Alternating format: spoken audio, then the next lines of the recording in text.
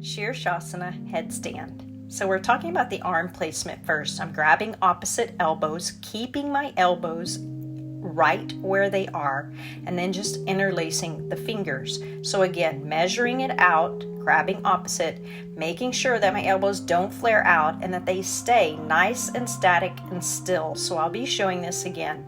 Now the placement of the hands onto the head, there is a nice place to cradle the occipital area of the skull, and so you want to do that. And here I'm showing my shoulders being retracted away from the ears by engaging the serratus muscles. So I'm just going up and down. You really want to see about practicing that and see how my elbows are staying nice and still.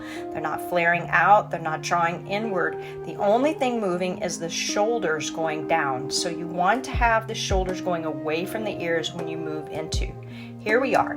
Grab opposite elbows, keep the elbows where they are, and just bring the hands to meet and join. Interlace the fingers, drop the head down, get that nice cradle on the back of the skull, get the top of the head, like where you would balance a book, down and placed onto the floor.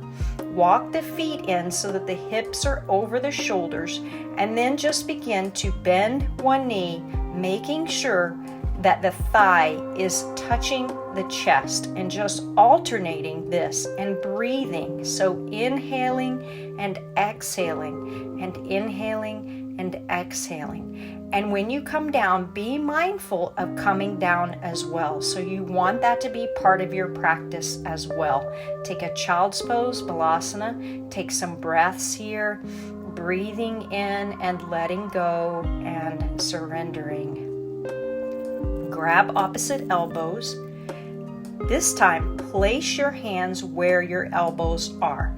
Make sure the fingers are spread nice and wide. Rotate and imagine drawing a triangle onto the floor with equal sides. The top of your head goes where the imaginary point of that triangle would be. Make sure that the elbows are stacking over the wrists. They're not moving back toward the back of the mat nor toward the front of the mat. Everything is in alignment.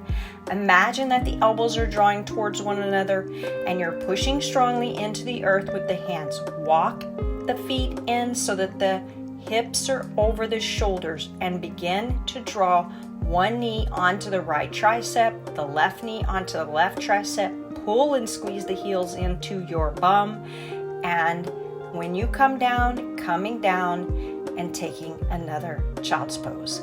So grab opposite elbows, interlace the hands, place the head down onto the floor, walk the feet in so the hips are over, pull the knee in, make sure the thigh is connecting to the chest, and then see if you can balance going nice and slowly into a tiny little ball.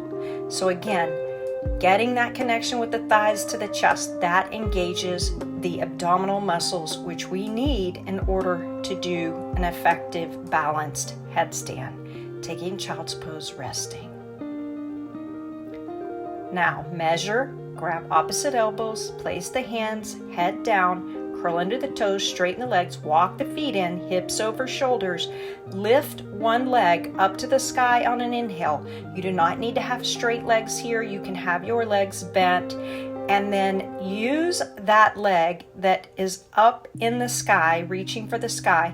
See if you can keep reaching it toward the front of your mat until the lower leg lifts away from the floor. And stay there and practice that balancing right there. See if you can discipline yourself to do that rather than just going straight up into the headstand. Holding and breathing. Keep the breath going. Can't express it enough. Coming down, child's pose.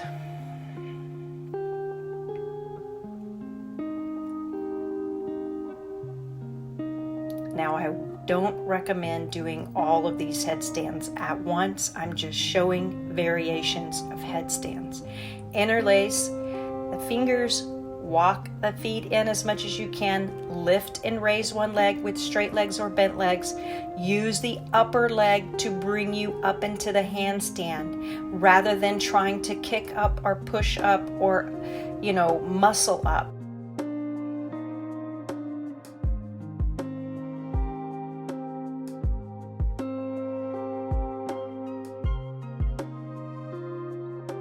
Shoulders away from the ears, belly drawing in, coming down the same way that you went up, which will help you to practice this pose over and over and over.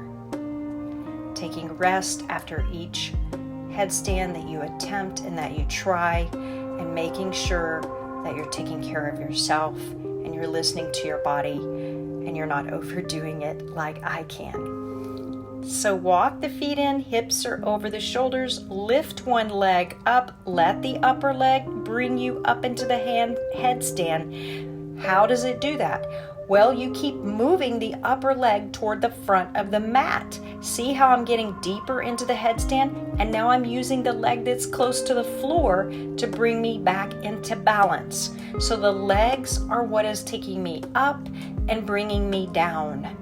And the legs are not switching or moving. But now I'm going to switch my entrance to the headstand and use the upper leg to keep drawing toward the front of the mat. See if you can find balance there. See, you can have bent legs and see if you can find balance. It's like a Hanumanasana. And again, straight legs or bent legs, it's the same concept.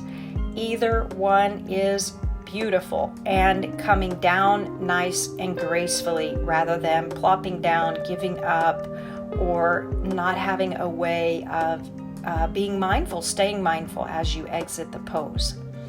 Now, next variation, walk in, pull and draw the belly deeply in, inner thighs and legs are nice and engaged, and just lift and lower a few inches off of the floor.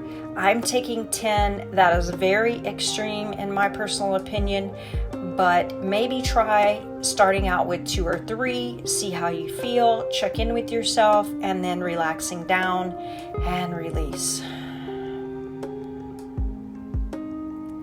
Nice, full breathing.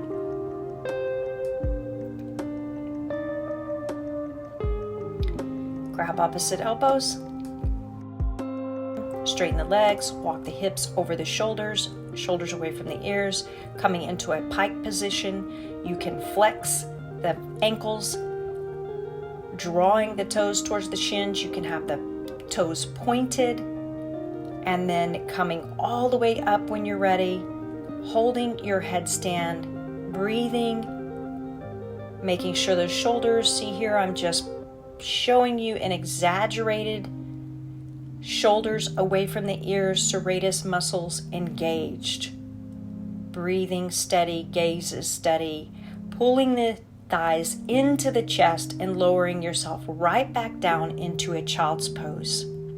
And last variation is the headless headstand, which is rather funny to talk about or say, and coming all the way up.